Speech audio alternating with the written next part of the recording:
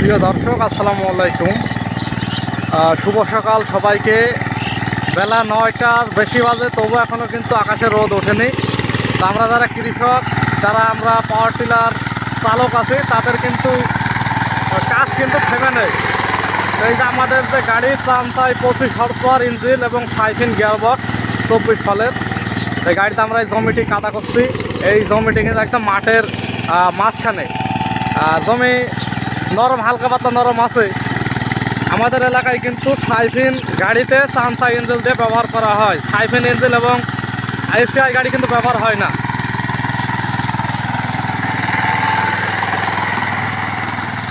গ্রামগঞ্জে সাধারণ মানুষ কিন্তু চামচার পরে খুবই নির্ভরশীল।